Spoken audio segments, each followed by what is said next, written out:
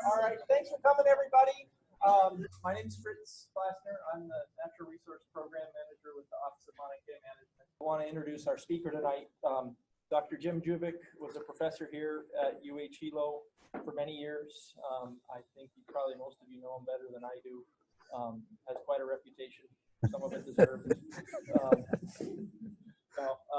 We've had the privilege of working with him at the Office of Maunakea Management. Back in 2012, he organized a symposium on tropical alpine environments and changes in tropical alpine environments. Brought in people from similar areas all over the world. It was a great symposium in Waimea that was held and got published in Journal of Arctic, Antarctic, and Alpine Research a few years later. And we're thrilled to have him here tonight to talk about something that he's very passionate about, which is climate change and the impacts on the environment here in Hawaii. So with that, I think one of his former students, present students, always students, Jessica Kirkpatrick, has a lay for him. But yeah, I have a feeling Jessica's probably not the only person who's taken a class from her. Thanks, Jim. Thank you. Thank you, Thank Jim. you, sir. Okay, I want to talk about mainly Mauna Loa tonight, rather than Mauna Kea, but they'll both be in the presentation. I also want to acknowledge the help of Jessica and Marie McKenzie, both students of mine back, I don't know, 30 years ago, was it? No, 8 years ago, maybe. Anyway, they both helped me on this, so any errors, in fact, will be attributed to the...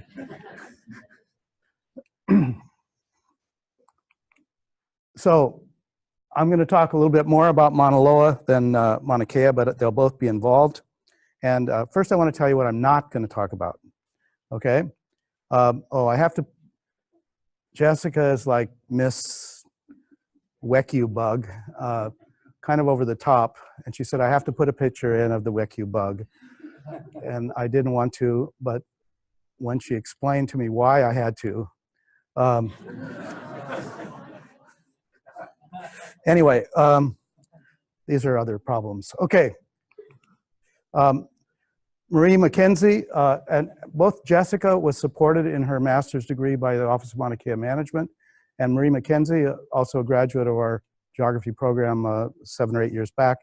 She also had a scholarship from Office of Maunakea Management, did her master's degree at Manoa on climate change. And this paper is just appearing in the next couple of weeks, a 100-year sequence of temperature analysis in Hawaii. And I have ruthlessly stolen various bits from this paper from her master's thesis. I want to talk about plants, but I have to explain, some of you may like plants and you may like big plants, but I'm not going to talk about big plants. I'm going to talk about very little plants, okay? And they're kind of, this talk is more nuanced than global, okay? It's what weird things are happening in cracks and under this and behind this, okay?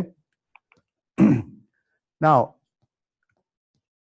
I'm going to talk about both about Mauna Kea and Mauna Loa. What's the major difference between Mauna Kea and Mauna Loa? About the same height. And since they're about the same height, they have about the same climate at the same altitudes on both mountains. But in terms of plants, making a living on these two mountains, what's the difference? Water. Water. No, they probably both get about the same amount of rain, but one has soil and the other one has rocks, okay? That's a problem for plants, okay? The storage of any moisture that falls on the ground, okay? Plus, what's another difference?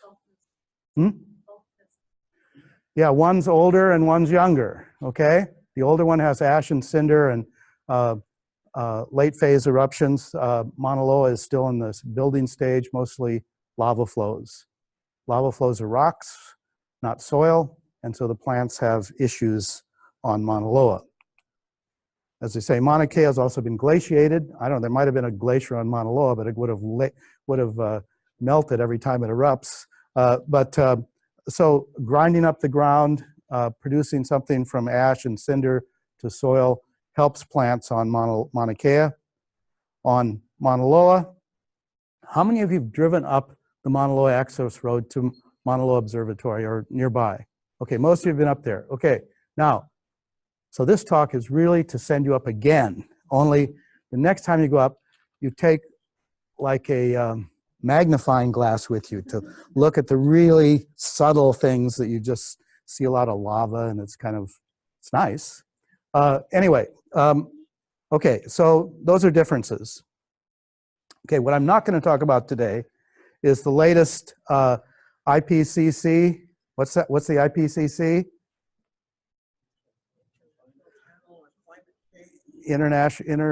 Interagency or panel on climate change. Last year they put out a big report saying that the temperature of the Earth goes up 1.5 degrees centigrade, a couple of degrees Fahrenheit in the next 50, 100 years. All kinds of bad things will happen, okay? But I want to have an uplifting talk tonight, okay? So I'm not going to talk too much about this, or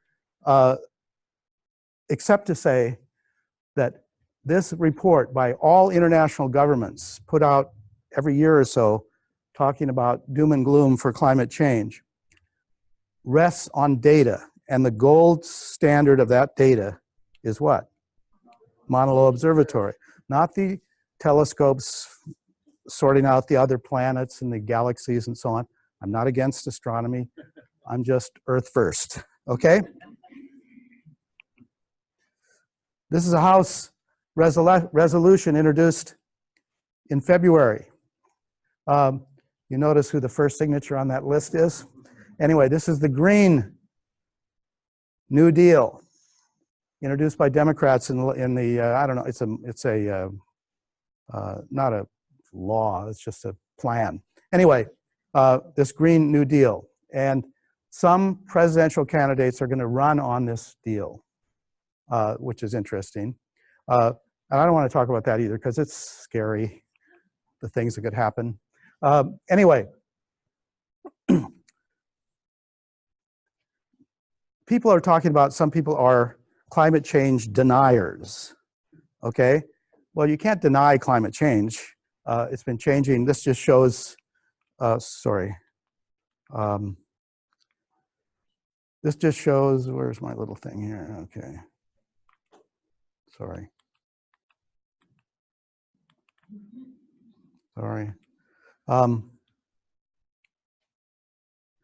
This is just the last 500,000 years, and sea level. Sea level goes up and down. When glaciers are on the land, it goes down. When glaciers go in the ocean, it goes up. And so climate is changing all the time. So no one can argue that there's no climate change. The argument is basically whether that climate change now is accelerated and magnified by anthropogenic, by human actors and human processes. That's where the debate is. And then even if you admit that human beings are changing the climate somehow, that change may be embedded in other natural changes. So how do we sort that out? And even if you admit that, then there's the next question is, what can we do about it? Can we do anything about it? What should we do about it?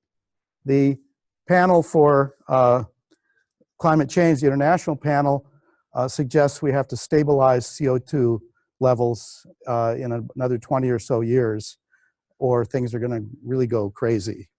But as we'll see, that's not very likely to happen under current policies, both in the US and also internationally, okay? So I could talk about other doom and gloom things, like if Greenland melts, sea level goes up 23 feet, okay?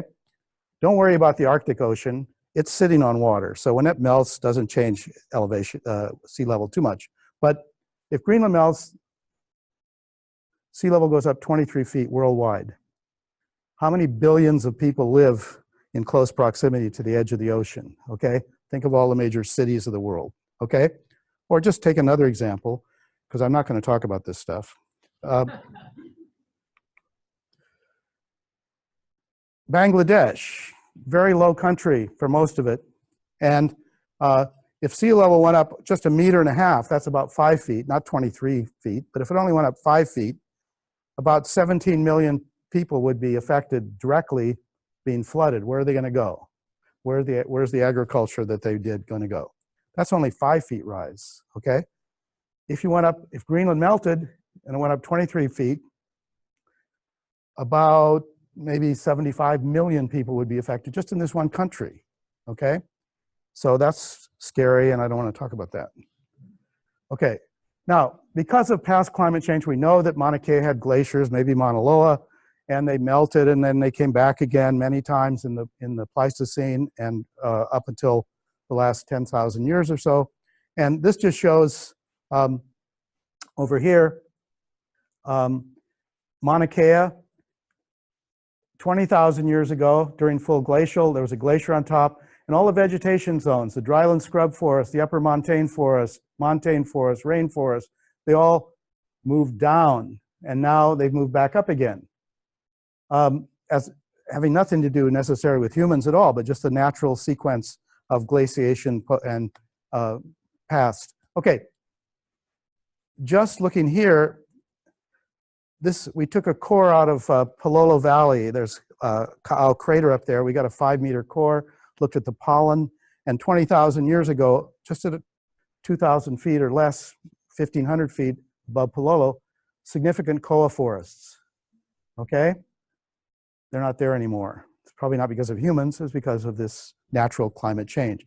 So that's interesting, and paleoecologists and paleobotanists and people who study the past climates are interested in that because it may reflect what's happening in the future with the addition of human activities. How do we factor that into the equation? Now, a few years ago, Lake Waiau on top of Mauna Kea virtually dried up. And people were saying climate change, climate change. It's probably weather change, okay? Because it's back up to full of water again. Is it full, Jessica? Okay, good. She knows. Okay, so what's his name? Enhoff, famous senator from Oklahoma, published a book denying climate change. He went into the Senate of the United States holding a snowball that he picked up outside and said, "See?" Okay. And he's in charge of a major committee in the Senate. But anyway, the point is, weather is changing all the time, and there can be droughts and things that may have nothing to do with climate change, but to do with, you've all heard of El Nino and La Nina and other perturbations that take place through time, plus just weather in general goes up and down, hot, cold, so on. So when all these local factors having nothing to do necessarily with humans, well, maybe now, cause lots of different things happening. Like it got really cold in New York and Northeast a month or two ago, and you know, that proves that there's no global warming, okay? So this lake is not buffered from the environment very well. It's just a lake. If it rains and snows, water collects. If it doesn't rain or snow for a while, it disappears and evaporates. So this may not be the best measure of whether there are any trends going on, long-term trends, let's say on Mauna Kea, okay? Now, I'm not credited, this is not my research, and I forgot who wrote, what's his name again? Norbert from Manoa. They're working on the permafrost, still a bit of permafrost in some of the summit craters on Mauna Kea. And they can measure these with various kinds of radar or whatever. And so since 74, you know, 40 more years ago, this little piece of permafrost deep in the ground has shrunk as indicated on this photo. This is a mass of ice mixed with dirt and so on inside the crater, frozen ice, frozen ground. And basically, it's buffered better than the lake. So this may represent a real trend. It's not going to go up and down every day or every week. It's probably reflecting a long-term warming event that is taking place. So this, but it's a proxy. It's not an actual thermometer. It's a proxy of change. And so it's probably a reasonable proxy for climate change, at least in this little cinder cone. Ice caves on Mauna Loa. Okay, up near the summit of Mauna Loa, above 13,000 feet, there's some caves that have ice in them, perpetually ice in these caves, and people have been studying these recently, and the ice is melting. The levels of ice in the caves are sinking. this also, like permafrost, is not directly exposed to the sun and the wind and the rain. And so this is probably indicative more of a trend than simply random climate events, okay? Now, I love Monell Observatory. So I say Earth first, okay? Monell Observatory, oh wait, I gotta go back for one thing. Anybody here in '84 when the lava was coming down towards Hilo? Okay. What I love about this from a homeowner standpoint, they built a berm around Maunaloa Observatory to protect it from a summit eruption, okay? So any lava flow that hits this berm, and then wherever it goes, to your house or wherever it goes, it's because of this observatory. The federal government has a deep pocket, okay? Because they messed around with Madame Palais, okay? Anyway, so keep that in mind for the future, okay? So at Monell Observatory, and I have no problems with astronomy, but when I'm always here with the students, I say, look over there, billions of dollars on top of Mauna Kea, just this ramshackle little bunch of houses up here, but this is the most important weather station in the world. This is what that intergovernmental panel is promoting, all this stuff that's going to happen based on the data from Maunaloa Observatory, among other places. But Mauna Loa has the longest record, aside from ice cores and so on, of actually measuring many of the atmospheric constituents that shape how heating and cooling takes place in the atmosphere. Now I got to take a couple of seconds. I'm going to get to the plants, hold on. Okay, so we're right here at 20 degrees north. At the equator, warm air rises and cycles like this. It's called the Hadley Cell, and it descends at about 30 degrees north. Where air descends, it warms. When air descends, it doesn't rain. So that's where all the deserts are, like the Sahara and so on, where this descending air comes down. Where the air is ascending, it cools and rains, the rainforests of the tropics, of the equatorial areas. We're between there, about 20 degrees north. Some of the air is sinking down on top of Hawaii, but it doesn't sink down to the ground because we have the trade winds blowing all the time. But it's sinking down, they're up somewhere in the atmosphere, okay? So, one of the most fun things I did when I was a professor is get the students to show up at 4:30 in the morning on a Saturday and tell them we're going up Mauna Kea and we're going to hang temperature, humidity sensors, wind sensors, whatever, out of the windows of the van. We're going to drive up and stop every once in a while and take measurements. We have to start at 4:30 in the morning because we start at 7 o'clock. It takes 2 or 3 hours the way we're going to get up there. And if you started at 7 in the morning, by the time you got there, it'd be 9. And the weather would have changed, not because of your going up through it, so you understand that. So that's when we leave at 4:30. But every time I did this, I told people, now Saturday was bad because the students are all at raves or something. I don't know what they're doing on Friday night, but they show up, I said, dress appropriately, so they show up in slippers and shorts and so on.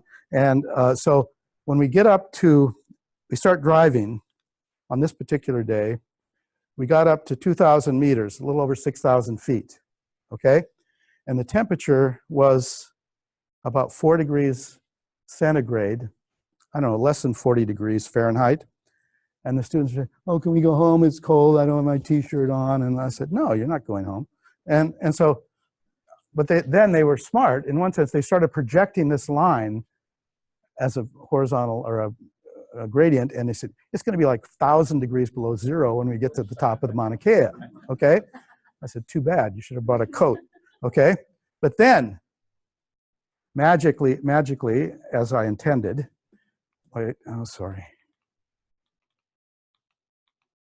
magically as I intended, the button for, okay. When we got up to around Halipuhaku, they were all saying, we're gonna live. The temperature was rising again. And I say, okay, we're gonna be okay.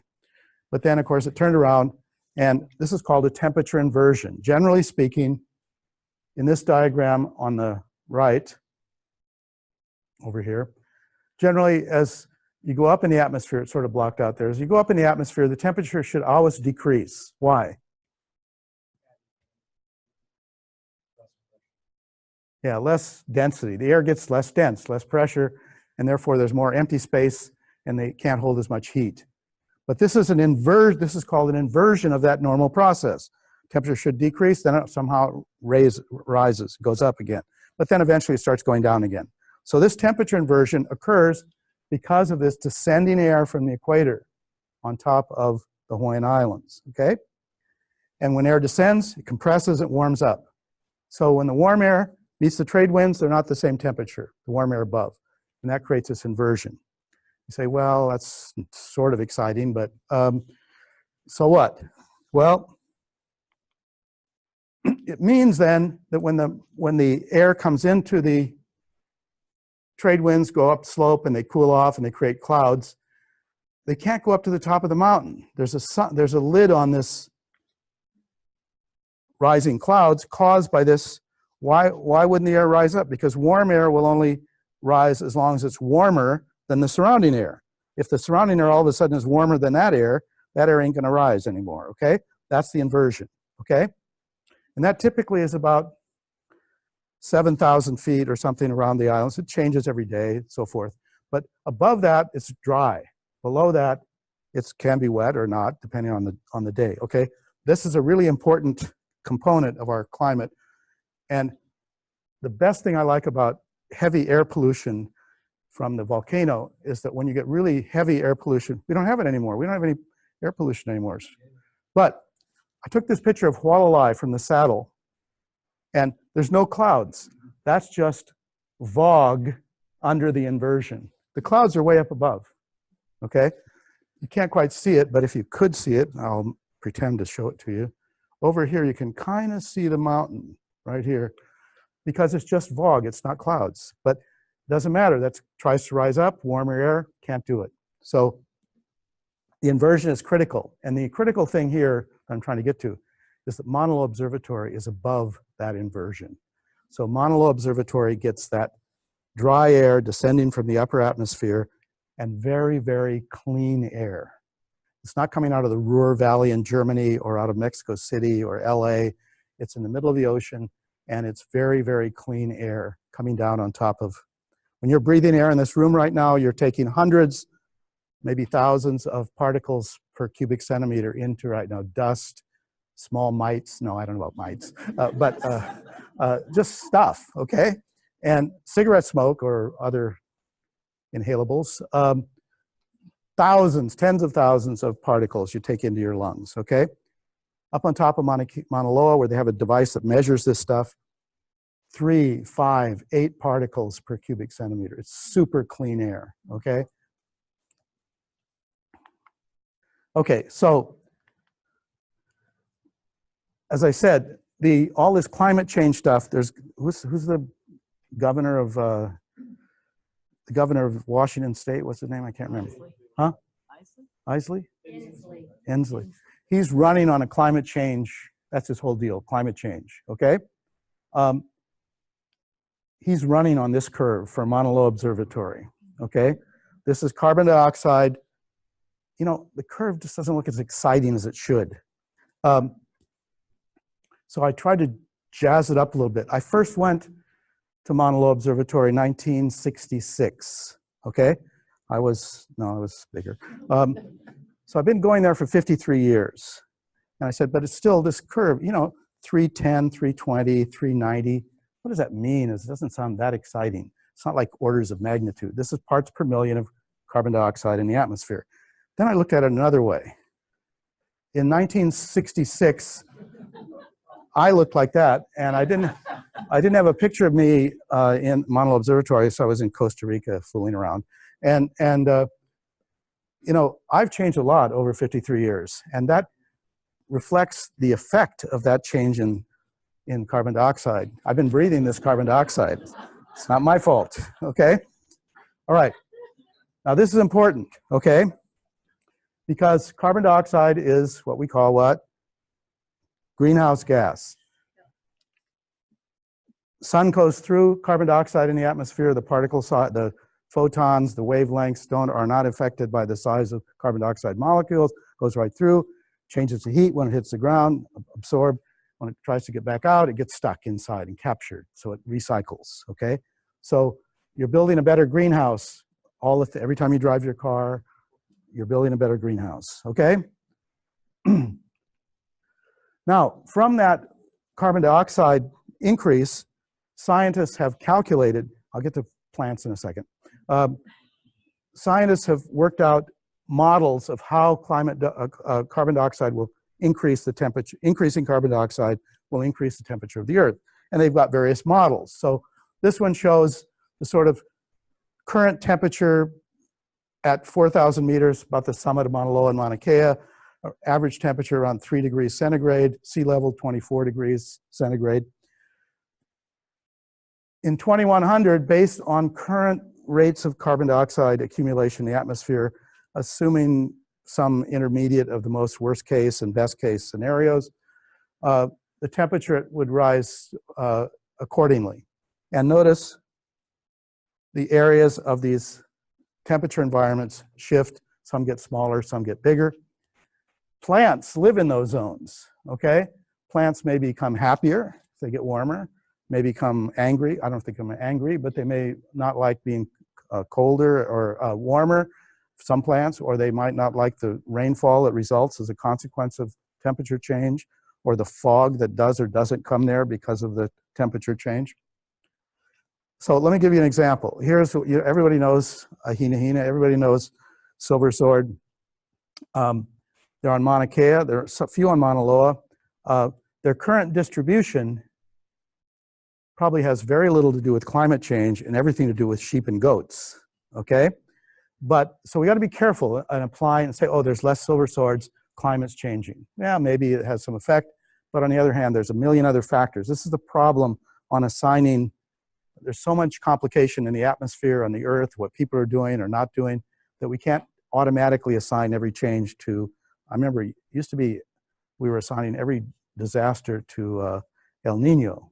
There's an El Nino and people are dying and this, that, whatever. Okay, so this is interesting because this is where Silverswords like to live, on the nice, smooth cinder plains with nice, deep cinder or soil, okay? But you don't find them there on Mauna Kea anymore. Where do you find them? On rocky cliffs. Why? Goats and sheep. It's not climate change, it's goats and sheep. That's a refuge that they can't get to, okay? These are ice cream plants. They love to eat them, okay? Okay. Now, based on where, over the last couple hundred years, what elevations, what climate zones people have found Silverswords growing, we can make a map, at least for Mauna Kea Silversword, of the range where they could occur. They may not be there. Most of them aren't there anymore. They're all gone, a lot of them. But in terms of the climate that they would require, this is sort of where they should be able to survive.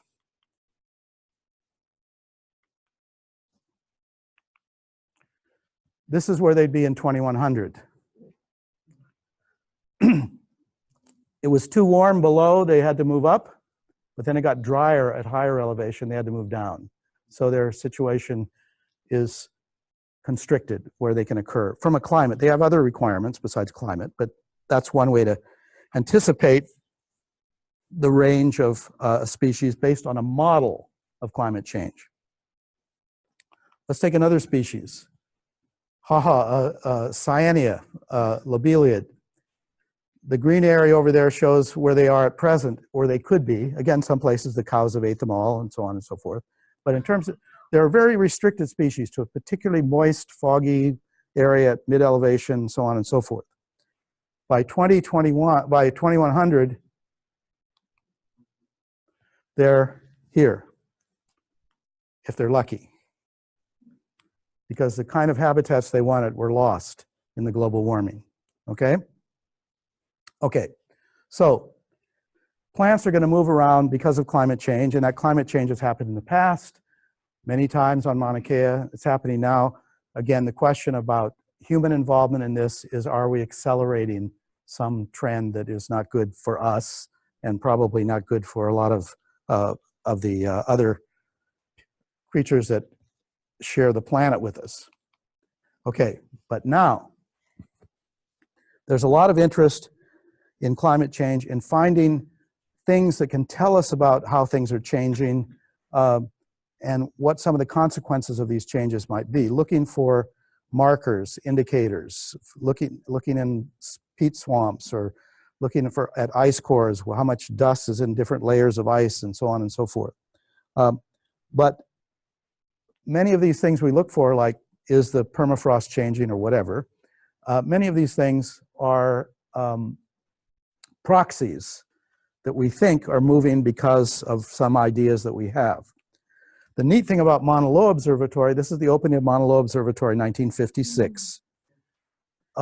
After World War II, they built a road, a really rough road, right to the summit. They had a little summit station there for a year or two, but they couldn't maintain it. It was too crazy. And they moved down to 11,000 feet here at Maunaloa Observatory. And they built that building, and they started measuring stuff, CO2 and all kinds of exotic gases, and ozone and chlorofluorocarbons, all kinds of stuff.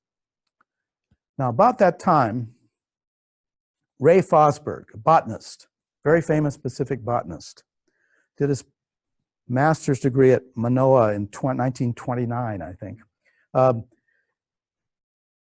I got involved with Fosberg in the early 90s. He died in 93. We took him to Costa Rica, where he'd been working in the 40s. Really interesting guy, really very well-known botanist in the Pacific. Anyway, somehow in 1958, it was here on the island. Chester Wentworth, Wentworth building is right over here, a geologist. Wentworth and he drove up to Monell Observatory in January of 1958, just for a day trip. On the way down the mountain from Monell Observatory, 11,000 feet, for the first maybe 9 or 10 miles, Fosberg got Wentworth to stop every time he saw a plant. You say, well, that was crazy. No, there weren't that many plants, okay? And there was no paved road. We're not talking about fill. It was just cinder or gravel or whatever. And he wasn't talking about plants like along the edge of the road. He was looking out on the lava flows for plants. And when he saw one, he stopped, got out, and then as they were driving down, he said, okay, this one I found at 10,800 feet. And then I see it lower down, but that was the highest elevation. I found that one. And so he recorded the highest elevation of native plants, because there weren't any alien plants when he was there.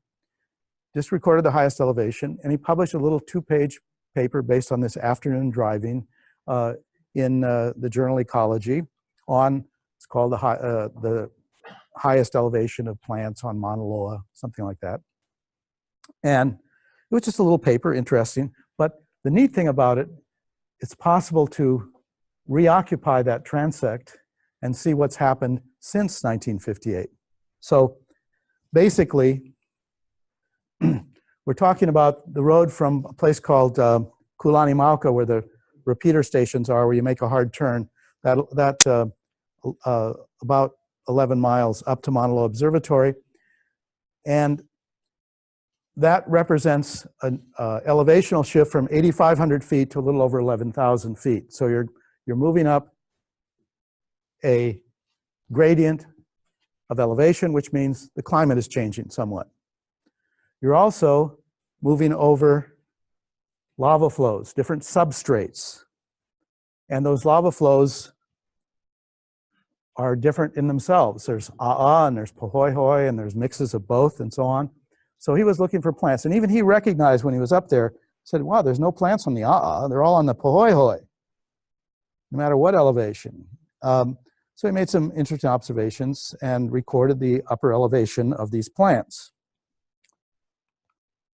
Well, we did the same thing in 2008. And you can see those 5 plants. They're Fosberg 58. And some of them are, there's a Kupaoa dubautia, there's a Vaccinium, Ohelo, Pukeave, couple of ferns, and a grass, Trisedum. These are all native plants. And the numbers there are the elevation at which he found these plants in 1958. And we resurveyed the same area 50 years later. And the ones that are underlined are just some of the same plants. 3 of the 5 that he measured really hadn't changed elevation at all. Now, obviously, we're not expecting the plant to change elevation, but we're saying if it improves, then their descendants could spread to higher elevation or whatever. So that wasn't too dramatic. But also, you'll notice only 5 in 1958. Lots of plants, 15, 20 plants along the road in 2008. We just finished the 2018 survey. We decided we'd do 60 years.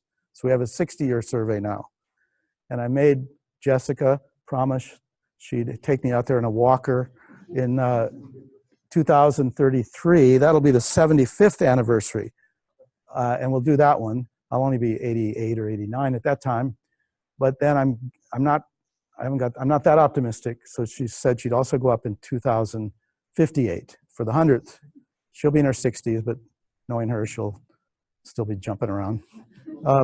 Anyway, so the plants didn't seem to be moving so much, even though we know the climate is changing. Why aren't they moving up, down, sideways? No, they're just staying pretty much the same. But new plants moved in. But the new plants that moved in are of 2 kinds. Some new native plants moved in that weren't there before, but most of those were down at the lower end where the lava flow is now 50 or 60 years older. It's weathering and there's a bit more soil and so on and so forth.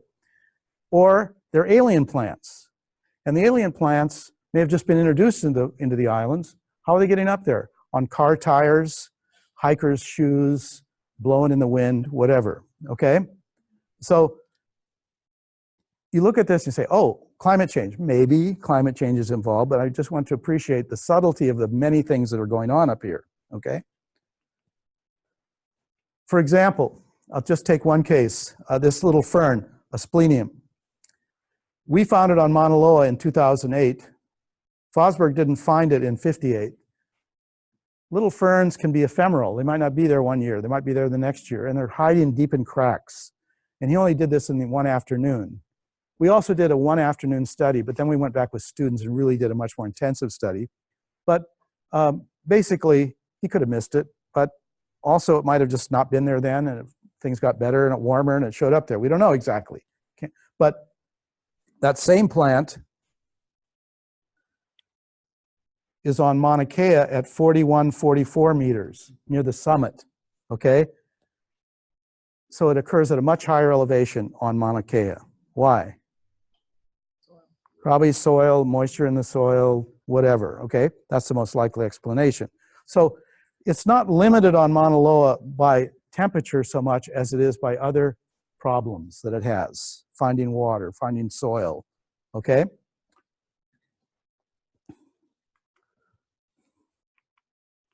This is that little fern. It's been mapped all over Mauna Kea. We didn't have much money at UH here. We just do little studies with a couple of students, but Mauna Kea, Office of Mauna Kea, they hire really high-end people, and they go up there, they do all the research, they map every plant going up the road, and so on. This little plant goes all the way, those dots, all the way up to the summit, that little fern, okay? Largely not because of climate difference, but because of substrate difference, okay? Now, the disadvantage here is nobody mapped where those ferns were like 40 or 50 or 60 years ago.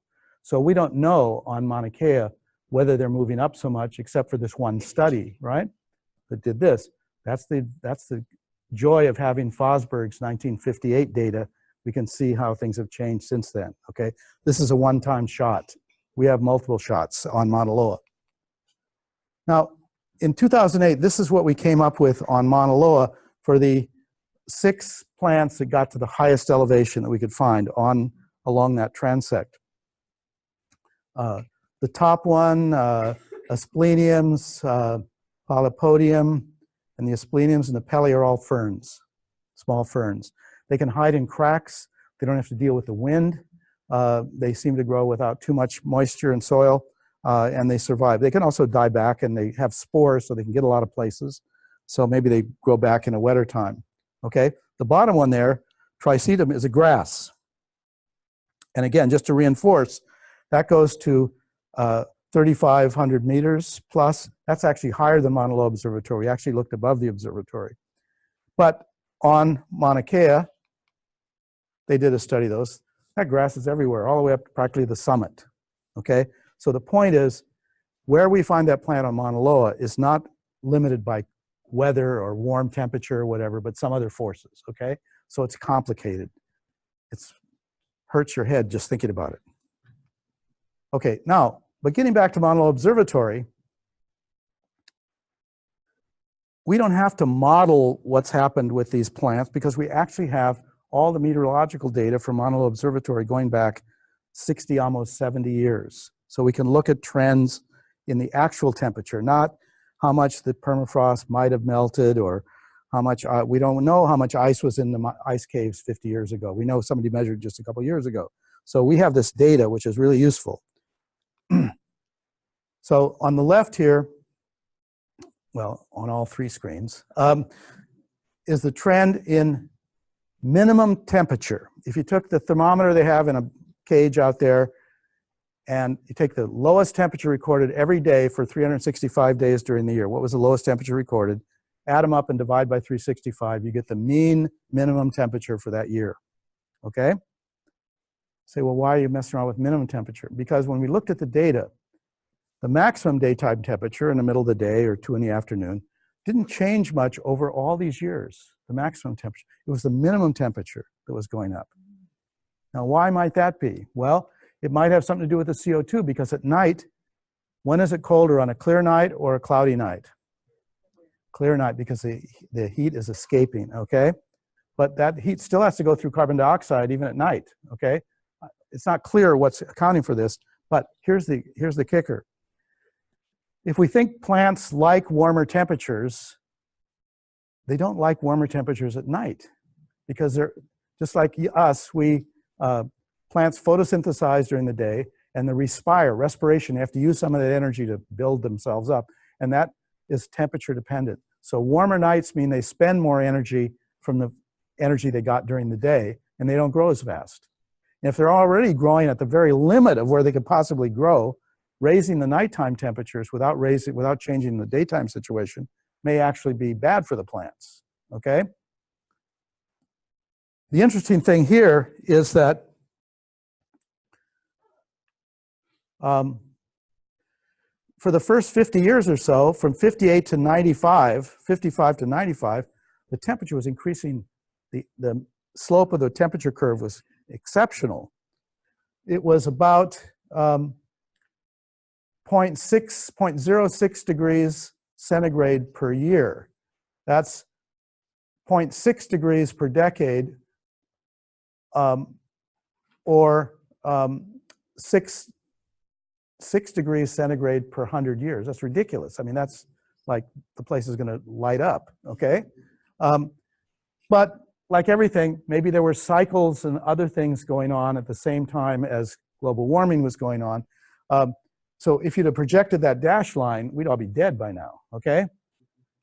Or hungry. But then things tripped off a bit. We've had for some years now, every time they say the temperature's getting warmer every year, yeah, it's getting warmer and new highs are accepted, but there's been a hiatus, a slowing of global warming for a few years.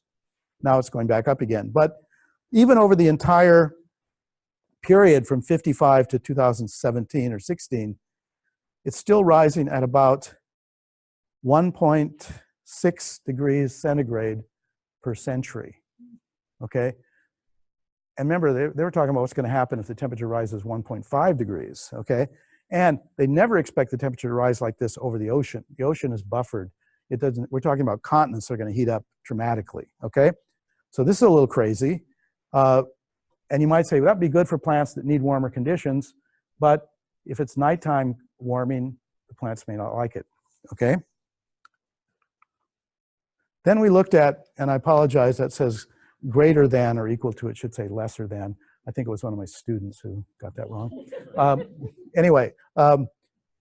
Then I said, well, what's happening? What's an important temperature for plants? Like freezing, isn't that kind of important for plants? Okay, so we looked at every day of every year, how many days every year it froze at Maunaloa Observatory. In other words, temperatures at 0 or below. And it's amazing. In the 50s, there were like around 100 days per year where the nighttime temperature dropped equal to or below 0. By the time we got to 2017, it was down to like 40 days. It's an amazing difference, okay? Now again, you might say, well, the plant should be really happy for that. They don't have to deal with frost. Actually, some alpine plants actually enjoy freezing occasionally. But dramatic changes in real, not maybe the ice melted or whatever, we know these temperatures were constant, what's happening here over about 60 or 70 years. So going back to comparing Mauna Loa and Mauna Kea, the temperature patterns that I just showed you from Monell Observatory should be more or less replicated on Mauna Kea. Now there's a lot of people measuring temperature and various things up there on Mauna Kea, but they haven't been doing it for as long, and many of their measurements are more to do with how is the wind going to affect the building and the temperature inside and outside, things that may be more relevant, obviously, to the astronomers, which is important, clearly. But they don't have the record on Mauna Kea that we have on Mauna Loa for just actual ambient climate conditions. And again, just to emphasize, soil, cinder, plants like that on Mauna Kea, lava that plants may like or not like, but it's a more difficult place to live, okay? And now I want to talk about the subtlety on the Maunaloa Access. Going from 8,000 to 11,000 feet, you cross over lava flows of different age. All the yellow areas are older than 500 years or 200 years. The red areas are different lava flows, 1880, 1855. The 1881 is just here on campus, came down from Mauna Loa. So different age flows, and more importantly, different substrate forms, and Pahoehoe. So as Fosberg drove up there, he soon realized no need to stop on the I stop and I look around, there's holes everywhere, it's hard to walk on. I don't see any plants, okay? They're only on the Pahoehoe, okay? Now, the rainfall gradient on this transect, about 11 miles from the road junction there at Kalani to the summit. Rainfall down there is 35 inches, up at the summit, 20 inches. This is annual rainfall. And this is a place that's super dry because of the atmosphere being very dry, okay? In fact, if you put out an evaporation pan there, it evaporates about 100 inches a year. So a plant to stay happy and green there generally would need 100 inches if it had all the water it needed. What are they getting? A tiny fraction of that. This is hyper arid. This is a very, very difficult place for plants. So when you get out there and you start looking for plants, you said, hey, you sent me up here to look for plants. I don't see any plants. You got to look in the cracks. These plants are really trying to figure it out, okay? Then what's helping them? No, this isn't helping. The rainfall record for Monell Observatory, okay? In the 55, the rainfall was about, 30 inches or so, 600 millimeters. And it's been going down. Not dramatically, because rainfall has high variability just naturally, but there is a trend there. It's a significant trend, but not very high R squared. But the rainfall is trending downward. That's just what you don't want if the temperature is rising. So the temperature is rising and evaporation is increasing. I need more water. So these plants are not necessarily that happy. That's one of the reasons probably that for the native plants I showed you in Fosberg's original graph paper, the plants aren't moving. They might want to move up because of warmer, but they might want to move down because there's not enough rainfall. So they're just staying in the same place. Okay, that's an example of where they're changing, but they're not changing. They want to go one way, they want to go another way, they stay in the same place. And you say, well, that's boring, they're just sitting there. Maybe they're damn lucky to still be there. Okay, so when you've got these different age flows, prehistoric flow, several hundred years old in the foreground here. That's Jessica, someone making notes or writing the paper that I'll publish. And that's a Pahoehoe flow. And the Pahoehoe flows are where you find the plants. Why? The same lava, pretty much same type of lava. It's not like one has 10 times more nutrients than the other. But, well, cracks. It's all about the cracks, okay? Because on there are no cracks. It's just everything, there's just voids everywhere. If you think of a void as a hole where a plant could grow, yeah, they got plenty of those, but there's no accumulation, there's no runoff, there's no places that get a little bit more than anywhere else in the A'a. On the Pahoehoe, you can see that certain places attract plants because water is running off into those areas, dust is blowing into these narrow cracks, making them soil, and so on. So the plants love the Pahoehoe. But you have to look closely. I said take your magnifying glass when you go up there. The rainfall situation is difficult for the plants and apparently decreasing. So now let's talk about the Golden Gate Bridge. No, what's this? Fog. They have rain gauges at Monell Observatory. They have rain gauges at Kulani Mauka, but they don't have fog gauges, okay? Because that's the area where it gets pinched between the inversion and the rising air, gets stuffed in there. And where that cloud hits the side of the mountain, when you're down here, look up, oh, it's a cloudy day up there. When you're up in there, you say, damn the fog, it's everywhere, I can't see, okay? It's the same cloud, okay? Just tiny water droplets that are too small to fall out of the sky. But they're not too small to be run into plants or bump into rocks and drain off those rocks, okay? So here at about 10,000 feet, we're looking at the fog rolling in, okay? And there are certain cracks in places where this fog might hit more than others and therefore accumulate. And so I started looking around in these rocks. You know, if you're up there, there aren't that many plants. And I know you're kind of disappointed. I've been showing you a lot of beautiful plants, but you just want to find any plant, even if it's a little moss that's hiding in a crack, okay? And then you analyze it and you say, how come a moss is always facing the northeast trade winds? So it's not rain, this has nothing to do with rainfall. It has to do with little fog droplets falling down into that area, okay? So you look for these places, you get excited, and then you imagine the fog dripping into these areas, but you won't find them on the other side of the rock, okay? So now it's okay, well, we talked about rainfall. I got rainfall records, but I don't know what's going on with the fog, okay? And where these things are and how they're taking advantage of the fog.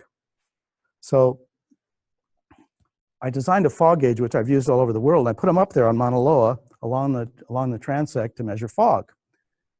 I don't see any kids here, but you should not put a ladder near a cliff, okay? Anyway, so this is just did some work on the Lanai, and the blue lines they're running across are rainfall over 3 or 4 months, around 10 inches at these different rain gauges. That's a rain gauge right there. And this is a fog gauge, and it drains into a covered rain gauge. And you put a lid on it so the rain doesn't get into it, or most of it. And you catch on that screen horizontally measuring moisture that won't go into the rain gauge.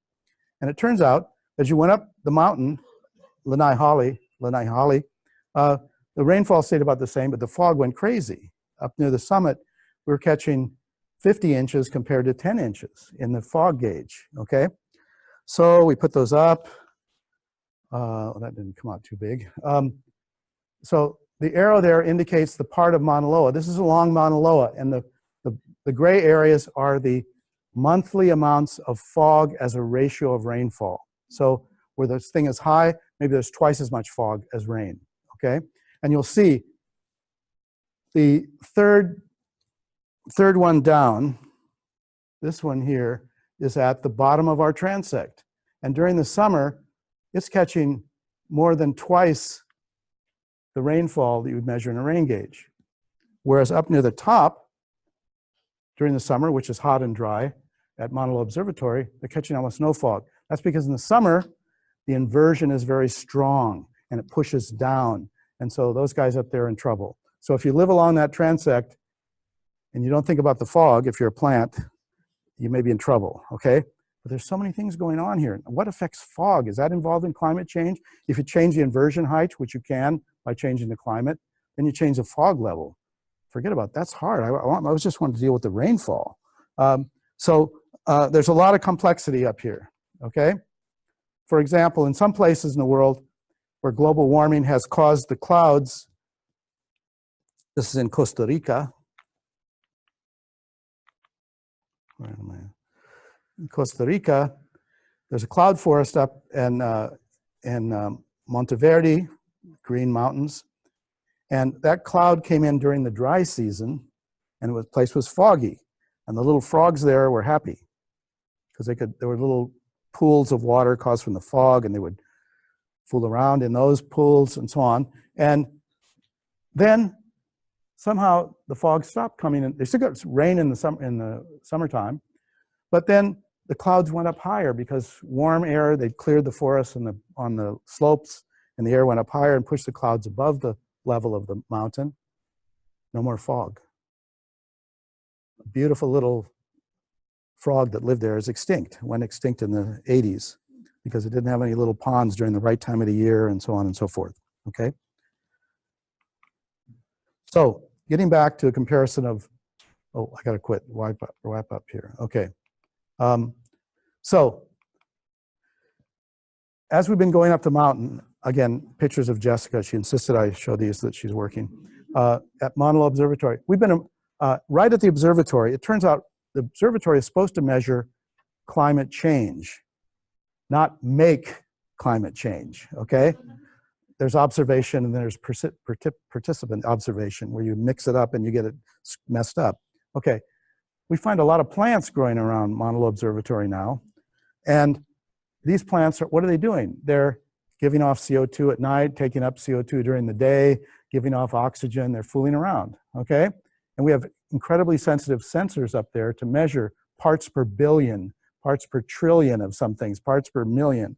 And those plants shouldn't be there for the purpose that we want to measure global effects, not some local plants. This is why they put Maunaloa Observatory there in the first place, as opposed to on Mauna Kea, which would have been safer, was because there are hardly any plants around to do their breathing and messing up the atmosphere, okay?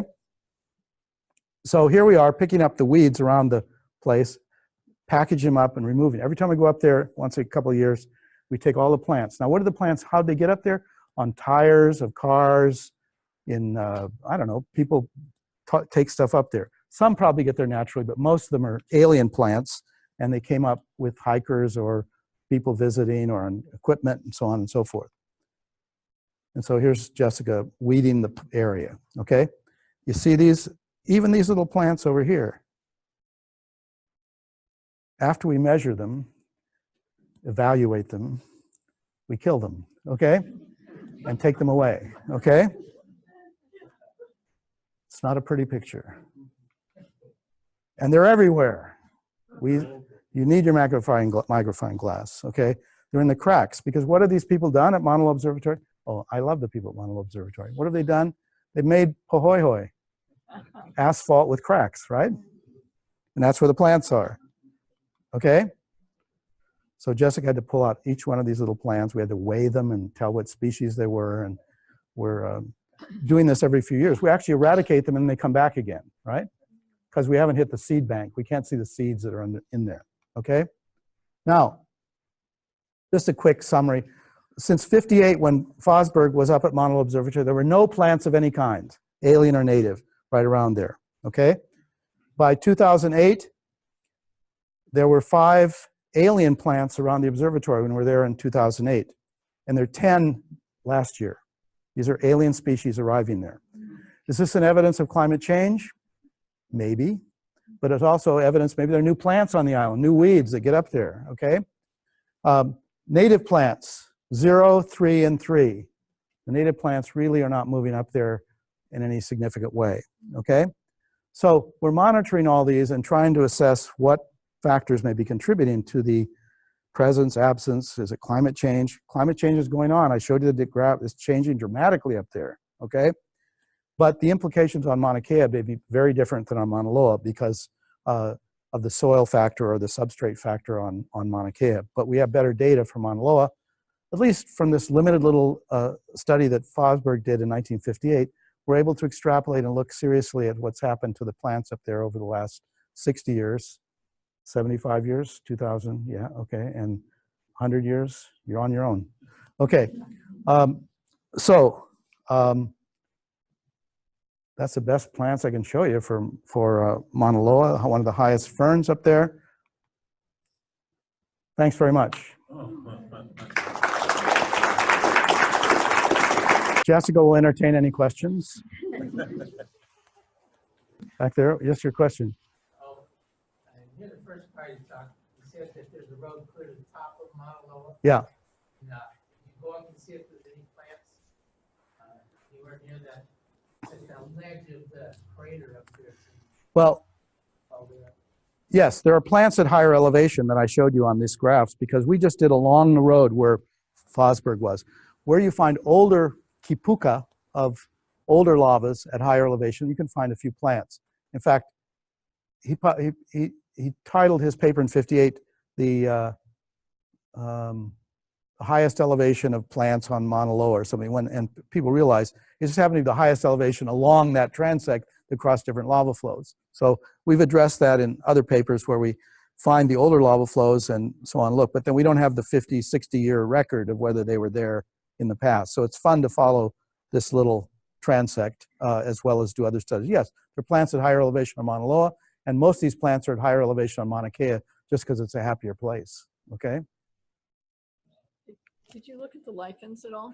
I don't like lichens. There's some weird association of different organisms. I don't know what's going on. We didn't really look at lichens. There are lichens around, not too many at really high elevation, not as many as on Mauna Kea. But I have my own, I mean, I didn't even want to look at the mosses, but I had to. So like flowers and stuff. No, I didn't look at the lichens, but there's lots of lichens around, and some of these are hard to identify and hard to find a lichenologist. They're not all over the place, so I have to admit I didn't study the lichens. What elevation level did you say the inversion layer is at? Well, it fluctuates every day and night and so on, but typically around 6,000, 7,000, 8,000 feet is where this descending air meets the trade winds, and there's a temperature glitch. And some days there's no inversion, okay? But on average there's an inversion, and normally it's around 7,000 feet, something like that, okay? After I explained that to the students one year, a student came to me a week later and said, Dr. Juvik, I had the most incredible nightmare, and it's all because of you. And I said, what? And she said, yeah, I was driving my car up Mauna Kea in my dream, and I just kept hitting the inversion. Blame me, okay. Yes? Let's see, I was kind of interested in, you mentioned the nighttime temps and how the temp, it seems to be going up, right? And so one of the things I noticed working a fair bit on Maunakea is that, those nighttime temps, the soil temp goes down incredibly fast because it's radiatively coupled. Right. Rather than convective. Right. And so I think, right, but the radiative coupling is exactly what the CO2 is blocking. That is the radiation. Yeah, exactly. Yeah. So maybe that's well, and plus they're measured. These temperatures are measured at 1.5 meters or 2 meters above the ground. We have the air temperature at Monell Observatory. We've had soil temperature measurements and a bunch of other stuff out there as well. But you're right. That the explanation of why the nighttime temperature should be rising, but the daytime temperature isn't. Of course, that still rises the average temperature. But there may be other factors. Certainly CO2 is one obvious one. I'm not sure. Okay. Yes, sir. Do you have an opinion on human assisted movement of endemic plants in climate chaos? I'm involved in human assisted movement of turtles. But yes, obviously, if you want to save species, for example, I didn't really hit the topic of this talk was the only way is up. Obviously, if you're the topmost organisms in the ecosystem and the climate changes and your climate zone gets pushed off the top of the mountain, like these frogs, then somebody should have taken those frogs in Costa Rica to a higher mountain where there was still some fog somewhere, and they would be around. It's called a golden toad. They're the most beautiful frog. It's a toad, actually. And if somebody would have thought of moving those to somewhere else where there's still higher elevation, they might still be around. The same could be said for plants as well. Lord Howe Island off Australia has a little mountain about 700 meters or 600 meters. And they have a whole unique ecosystem on this little summit area that may be impacted by climate change. There are lots of plant species there, including Metrosideros or Onohea, different species. And maybe somebody should move that, but then where are you going to put it? Whose ecosystem are you going to put it in? So we're already messing around with the planet exceptionally well. And certainly you can save things in aquariums. Like, remember just recently a species of Hawaiian land snail went extinct because the aquarium it was in UH Manoa, it got old and died, and that was the only one they had. Well, that was assisted transport to an aquarium because they didn't know where to put it elsewhere. So moving stuff around, and we, of course, human-assisted movement we do that all the time. Coqui frogs, whatever it is, they're moving everywhere all the time. We're homogenizing the planet. Some people said we should just stop worrying about this stuff and just accept that we have novel ecosystems that are full of all kinds of stuff from everywhere, and we probably can't get rid of it, okay? We might be able to get rid of some animals, but mosquitoes, rats, so on and so forth. It's difficult, but certainly botanical gardens are repositories for a lot of endangered plants and some that are extinct in the wild. So I don't know what to say, but sure, you can move them around, just don't tell anyone. No, I'm kidding. Yeah. You mentioned the decreasing precipitation of Mono Observatory. Over our lifetimes, we're seeing the decreasing snowfall on Maunakea. What's the general relationship to climate change? What's causing that? Well, the way we get snow is when cold fronts during the winter pass over us. We shouldn't be getting, the Hawaiian Islands, except for Kona, are a winter rainfall area. Maximum rainfall is in the winter. This is unheard of. In the tropics, you always get more rain in the summer with convection, okay? But in the winter here, we get the long tails of these cold fronts sweeping out of the Russia, the North Pacific, and so on. And even now, it really ticks me off. When I was growing up in California, we would just talk about cold front storms. Now, what do they call them in California? Pineapple Express. Wrong on 2 counts. They're blaming it on Hawaii. That these things were coming over Hawaii and then hit California. That's wrong. And also, we don't even have pineapples anymore, okay? So, yeah, it's unusual for a place this far, this near the equator, to get these cold fronts. These are mid-latitude, high-latitude storms. But over the ocean here and the way it's configured, we just get the tail end of these cold fronts. But they can drop the temperature at high elevation enough to get snow. But as global warming takes place, the same thing is happening in South Africa. I'm doing a lot of work in South Africa right now, and they're having droughts and fires down in South Africa, just like California, because it's Mediterranean. And Mediterranean areas get winter rainfall because they just get the edges of these winter storms. And in South Africa, they're only 30 degrees south, 30-something south. The winter storms in the Antarctic, if those tails of those storms, those cold fronts don't hit them, they don't get any winter rainfall. And that's what happens to us. Some years we've never got a winter storm, okay?